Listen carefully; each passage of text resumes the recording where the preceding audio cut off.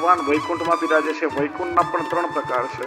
વૈકુંઠ, રમા વૈકુંઠ અને વ્યાપી વૈકુંઠ. જ્યાં ક્ષીર સાગરમાં ભગવાન શેષશૈયા પર પોડ્યા છે. રમા વૈકુંઠ જ્યાં ભગવાન શેષશૈયા પર પોડ્યા છે ને લક્ષ્મીજી પ્રભુની ચરણ સેવા કરી રહ્યા છે. એક લક્ષ્મી સાથે પ્રભુ વિહાર કરે છે. વ્યાપી વૈકુંઠ એટલે જેને આપણે ગૌલોક ધામ કહીએ છીએ, જ્યાં દ્વિભુજધારી ભગવાન શ્રી કૃષ્ણ લક્ષ્મી સહસ્ર લીલાભી સેવ્યમાનમ કલાનિધિ અનેક લક્ષ્મી રૂપા વ્રજ ભક્તોથી પ્રભુ સેવિત છે. એ ગૌલોક ધામ જ્યાં ઠાકોરજીનું પર સ્વરૂપ બિરાજે છે, જ્યાં પરબ્રહ્મ સ્વરૂપે ઠાકોરજી બિરાજે છે. અને એ જ પરબ્રહ્મ શ્રી મહાપ્રભુજીની કાનીથી આપણા ઘરમાં બિરાજે. શ્રી મહાપ્રભુજી કેવી કૃપા કરી. અનેક આચાર્યો, સંતો, મહાપુરુષો થયા, ઘણાએ કહ્યું ચાલો હવે તમને ભગવાનના દર્શન કરાવીએ, ભગવાનના ધામમાં પહોંચાડી. શ્રી મહાપ્રભુજી કહે છે ના, મારે તમને કોઈને ભગવાનના ધામ સુધી જવાનો પરિશ્રમ નથી કરાવવો, પણ એ જ ગૌલોક ધામમાં બિરાજતા પરબ્રહ્મ પ્રભુનો એક એક વૈષ્ણવના ઘેર ઘેર પધરાવીને એક વૈષ્ણવનું ઘર નંદાલય બનાવી દઉં. હું એ પ્રભુને એક વૈષ્ણવના ખોળામાં ખેલતા કરી દઉં. તમારા ઘરમાં જે બિરાજે છે, તમારી ઝાંપીજી છે ને કે મંદિર, એ ગૌલોક ધામ છે. એમાં એ જ સ્વરૂપ બિરાજે છે. ભગવાનનું બીજું સ્વરૂપ પુરુષ સ્વરૂપ છે, જેનાથી ભગવાન અવતાર ધારણ. ઠાકોરજીનું ત્રીજું સ્વરૂપ વિરાટ સ્વરૂપ છે, જેમાં સંપૂર્ણ બ્રહ્માંડ સમાયેલું છે. ચોથું સ્વરૂપ ભગવાનનું ગુણ સ્વરૂપ છે, જેનાથી ભગવાન ઉત્પત્તિ સ્થિતિને લય કરે છે. અને પાંચમું સ્વરૂપ અંતર્યામી સ્વરૂપ છે, જે પ્રત્યેક જીવના અંતરમાં બિરાજે છે અને દરેક સમયે આપણું માર્ગદર્શન કરે છે. આ જપ તપ માળા ધ્યાન કરવાની જરૂર શું, કે જે અંતરમાં અંતર્યામી સ્વરૂપ બિરાજે છે ને એ આ જપ માળા ધ્યાનથી શુદ્ધ બને અને એ દરેક સમયે આપણું માર્ગદર્શન. એ રીતે ઠાકોરજીના 5 સ્વરૂપ બતાવ્યા. આગળ સૃષ્ટિ વિશે પ્રશ્ન પૂછ્યા. કૃપા કરીને કહો ભગવાને સૃષ્ટિનું સર્જન કેવી રીતે કર્યું, કે પેલા ભગવાન એક હતા, એકમાંથી અનેક થવાની ઈચ્છાથી એકો હમ બહુશ્યામ પ્રજાએ ભગવાને વિચાર્યું કે એકમાંથી અનેક થવું. ક્ષીર સાગરમાં પોડેલા છે. ભગવાનની નાભીમાંથી કમળ ઉત્પન્ન થયું. કમળમાં બ્રહ્મા થયા. ચારે બાજુ જોવા લાગ્યા, ચતુર્મુખ થયા. વિચાર્યું મારી ઉત્પત્તિનું કારણ કોણ, મારું ક્યાંક મૂળ હોવું જોઈએ. દાંડી પકડીને ઉતરતા રહ્યા, પોતાનું મૂળ ના મળ્યું. ક્ષીર સાગરમાંથી અવાજ આવ્યો, તપ તપ. વિચાર્યું કે જે મારું ઉત્પત્તિનું કારણ છે, મને તપ કરવાની આજ્ઞા કરે છે. કમળ પર બેસી 1000 વર્ષ સુધી તપ કર્યું અને ફળ સ્વરૂપે ઠાકોરજી પોતાના ગૌલોક ધામના દર્શન બ્રહ્માજીને કરાવ્યા છે. જેટલા પણ પ્રભુના સેવકો છે બિલકુલ પ્રભુ જેવા છે. જેટલી દાસીઓ લક્ષ્મી સ્વરૂપા છે. અનેક વન છે, ઉપવન છે, કુંજ નિકુંજો છે. રત્ન જટિત મણિમય ગિરિરાજ ગોવર્ધન છે. શ્રી યમુનાજી વિરજા નદી સ્વરૂપે વહી રહ્યા છે. એક એક નિકુંજોના દર્શન થયા. એક નિકુંજમાં વ્રજ ભક્તો પ્રેમખમ સીતાયા કુસુમા કરાનભાઈ સુંદર મચકીના ઝૂલા સિદ્ધ કર્યા છે. સુંદર લતાપતાને પુષ્પોથી સજાવ્યા છે અને યુગલ સ્વરૂપને એમાં પધરાવી જોટા દઈ દઈને ઝૂલાવી. સામાન્ય રીતે આપણે કહીએ પ્રભુ મારી દોરી તમારે હાથ છે, પણ પુષ્ટિમાર્ગમાં 2 મનોરથ એવા છે કે ભગવાનની દોરી જીવના હાથમાં છે, એક પલના અને બીજું ઝૂલા. પ્રભુને ઝુલાવતા ઝુલાવતા જીવ અનેક મનોરથો સિદ્ધ કરે છે. આપણે કહેવાય ને હિંડોલા, હિ એટલે હૃદય અને હૈયું ડોલવા લાગે એટલે હિંડોલા. જેમ હિલગના પદો ગવાય શીતકાળમાં, હિએ લગીસો હિલગ. પ્રેમની એવી ચોટ લાગે કે કહેવાય પણ નહીં ને સેવાય. આ સ્નેહની જુદી અવસ્થા હોય. પ્રભુના ગૌલોક ધામના દર્શન થયા. માગવાનું કહ્યું. 4 વસ્તુ બ્રહ્માજીએ માગી. પરાવ જ્ઞાન, ક્રીડા જ્ઞાન, શિક્ષા ને ગર્વા ભાવ. પરાવ જ્ઞાન એટલે પ્રભુ આપના પૂર્ણ પુરુષોત્તમ સ્વરૂપના થયેલા અવતારો, અંશરૂપ જેટલા પણ અવતારો છે એ આપના સ્વરૂપ અને લીલાનું જ્ઞાન મને પ્રાપ્ત થાય. બીજી વસ્તુ માંગી ક્રીડા જ્ઞાન. કરોડિયો પોતાના મુખમાંથી ઝાડુ ફેલાવે, પાછું પોતાની અંદર સમેટી લે, એમ પ્રભુ આપ સૃષ્ટિનું સર્જન કરો, પોષણ કરો ને પાછું પ્રલય સમય આપની અંદર સમાવો. એ આપની લીલા એનું જ્ઞાન મને થાય. ત્રીજું માંગ્યું શિક્ષા. પ્રભુ જે સૃષ્ટિની ઉત્પત્તિનું કાર્ય આપે મને સોંપ્યું છે, મારા કાર્યમાંથી મારું મન ક્યારે પણ વિચલિત ન થાય એવા આશીર્વાદ મને આપો. અને ગર્વા ભાવ. માણસ એક નાનકડું ઝૂંપડું બનાવે, એમાં એને મદ થઈ જાય. તો આપે મને સૃષ્ટિનું ઉત્પત્તિનું આટલું મોટું કાર્ય સોંપ્યું છે. પ્રભુ મારા કાર્યનો મને ક્યારે ગર્વ ન થાય એવી કૃપા. બદલામાં ઠાકોરજી એમને ચતુશ્લોકી ભાગવત 4 શ્લોક વાળું ભાગવત સંભળાવ્યું છે. અહમેવા સમેવાગ્રે નાન્યજ્ય સત સત્પરમ.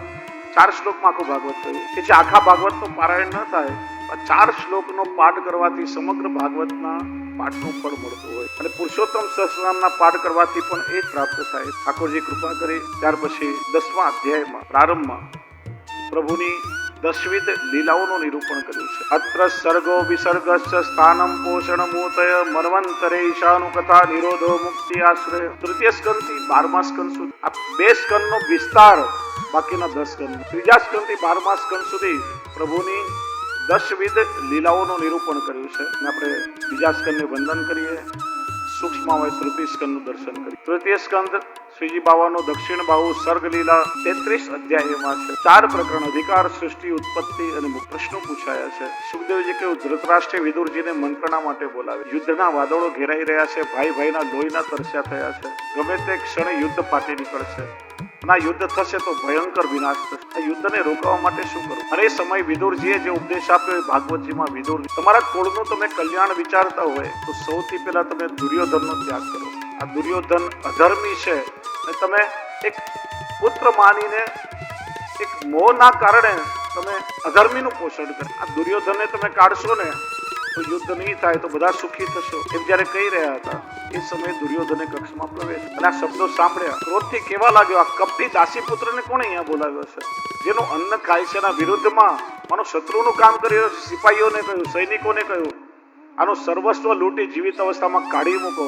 એ સમયે વિદુરજીને વૈરાગ્ય અને બધાનો ત્યાગ કરી તીર્થયાત્રા કરવા નીકળી પડ્યા. જુઓ, જ્યાં સુધી વિદુરજી જેવા ધર્માત્મા હસ્તિનાપુરમાં હતા ને ત્યાં સુધી યુદ્ધ થયું. આખા હસ્તિનાપુરમાં એક પ્રભુના પરમ ભક્ત વિદુર અને એમના પુણ્ય પ્રતાપે બધા સુખી હતા. વિદુરજીના ગયા પછી આખા હસ્તિનાપુરનો વિનાશ થયો. એટલા માટે આપણા ઘરમાં કોઈ વડીલો હોય, બા બાપુજી, દાદા દાદી જે પુણ્યાત્મા છે ને, ત્યારે એમને તરછોડો નહીં. ઘણીવાર આપણા વડીલોના પુણ્ય પ્રતાપે આપણે લોકો સુખી રહેતા હોઈએ છીએ. એમણે સેવા કરી, એમણે પ્રભુની ભક્તિ કરી, એનું પુણ્ય આખા પરિવારને મળતું હોય છે અને એના કારણે આપણે સુખ ભોગવતા હોય. એટલા માટે પુણ્યાત્માનો ક્યારે પણ ત્યાગ ન. અહીંયા સ્વધામ પધારતા પહેલા ભગવાન શ્રી કૃષ્ણે ઉદ્ધવજીને બોલાવ્યા, પોતાના પાદુકાજી પધરાવ્યા, એમને ઉપદેશ આપ્યો છે. ઉદ્ધવજીને કહ્યું કે તમે બદ્રિક આશ્રમ તરફ પ્રયાણ કરો, મારા સ્વધામ જવાનો સમય થયો છે. ઉદ્ધવજી તીર્થ યાત્રા કરતા કરતા વ્રજની ભૂમિમાં આવ્યા છે. આ ભૂમિનો અનુભવ એમને પહેલા થઈ ચુક્યો છે. ભગવાન શ્રી કૃષ્ણે ગોપીઓને ઉપદેશ આપવા માટે મોકલ્યા, એટલે વ્રજની ભૂમિનો અનુભવ ઉદ્ધવજીને છે. વિચાર્યું, સામાન્ય ભૂમિમાં નથી આવ્યો, આ પ્રભુનું નિત્ય લીલા ધામ છે. સદૈવ પ્રભુ અહીંયા બિરાજ. આ તો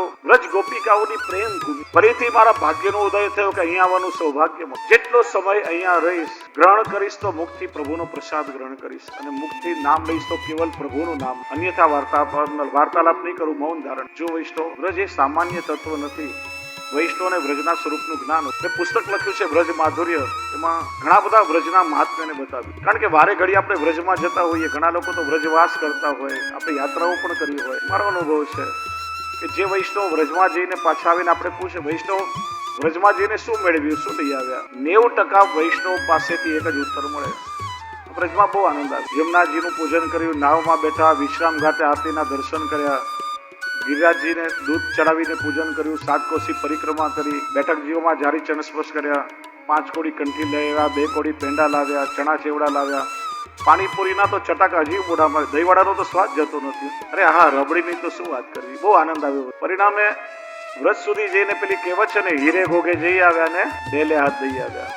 વ્રજના સ્વરૂપનું જ્ઞાન ન હોય તો કઈ પ્રભુની લીલાનો અનુભવ ના. વ્રજ આપણા વૈષ્ણવનું સર્વસ્વ છે. આપણું પિયરિયું પણ છે ને આપણું સાસરિયું. પિયર એટલા માટે કે આ પુષ્ટિ સૃષ્ટિ પ્રભુના શ્રીઅંગમાંથી પ્રગટ થઈ. પ્રભુએ પોતાની સેવામાંથી, મર્યાદા સૃષ્ટિ વાણીમાંથી, પ્રવાહી મનમાંથી ને પુષ્ટિ સૃષ્ટિ શ્રીઅંગમાંથી પ્રગટ. પ્રભુનું નિજધામ છે એટલે આપણું પિયર થયું, પોતાનું ઘર. પ્રભુથી વિખૂટા પડ્યા, કેટલાય જન્મો ભટક્યા, કેટલાય દેહ લીધા છે.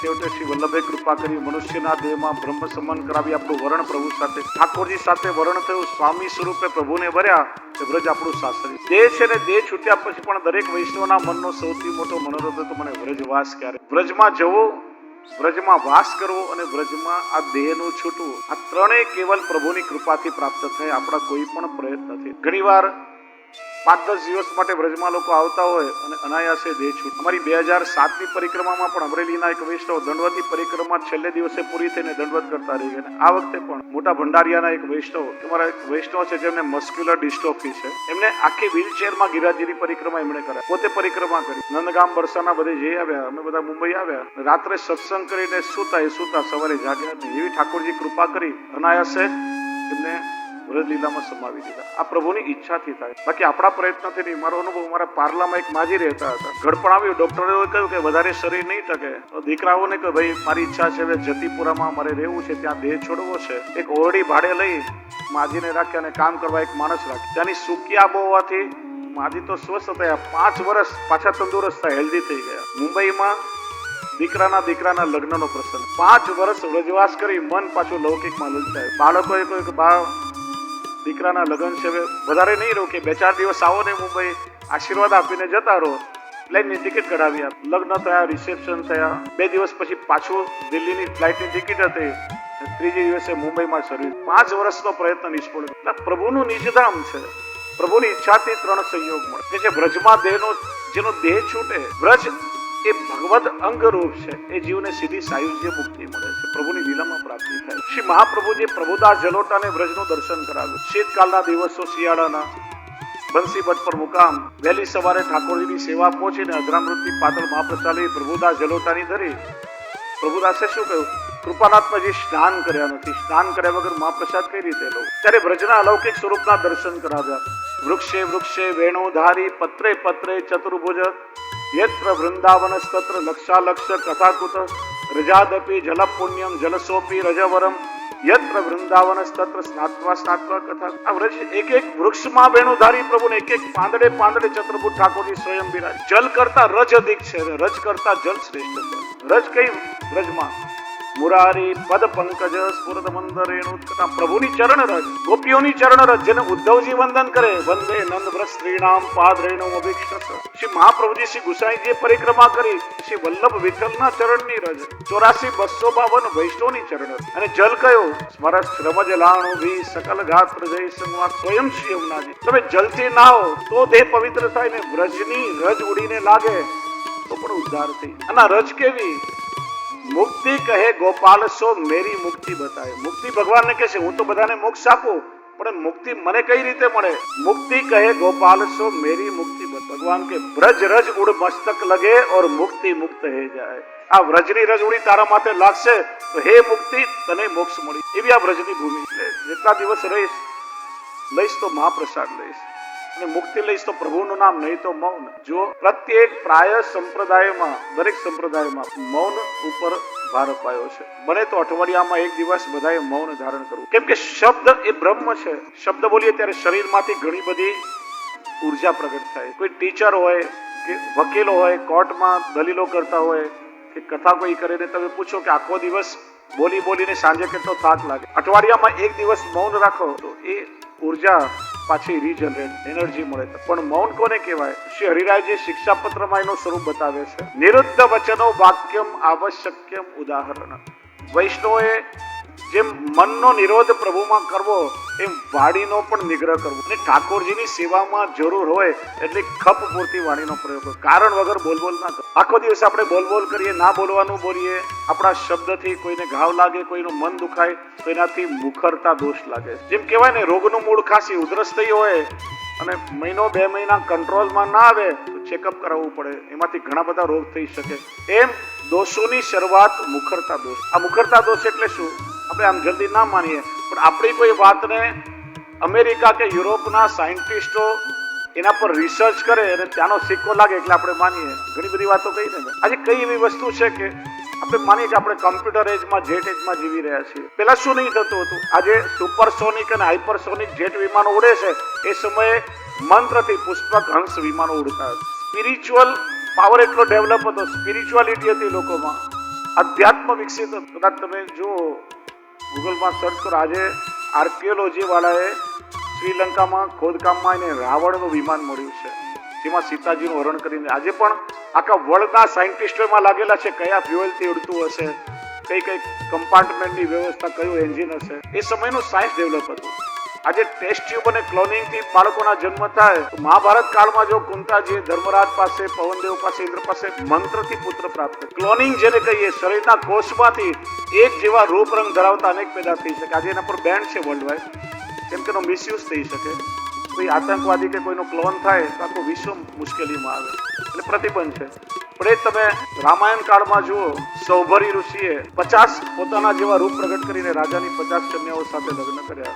માંધાતા રાજા રાસના સમયમાં વ્રજલીલામાં જુઓ તો જેટલા વ્રજ ભક્તો એટલા સ્વરૂપ કૃષ્ણએ ધારણ કર્યા. તો દ્વારકા લીલામાં જુઓ તો 16,000 કન્યા સાથે એક જ સમયમાં એક જ મુહૂર્તમાં એટલા સ્વરૂપ ધારણ કરીને ભગવાને લગ્ન કર્યા. પોતાનું ક્લોન કર્યું ઠાકોરજી કહી શકે. આપણું સાયન્સ બહુ વિકસિત હતું, કઈ આજે એવું નથી કે બધું નવું થઈ રહ્યું, પણ આપણી જ વસ્તુઓ પર વિદેશનો સિક્કો લાગે એટલે આપણે માનીએ. તો આ મુખરતા દોષ કોને કહેવાય? હમણાં અમેરિકામાં રિસર્ચ થયું, આગળ ચર્ચા કરીને આ જગતનું સર્જન બ્રહ્માએ કર્યું, કોઈ પણ વસ્તુનો નાશ નથી.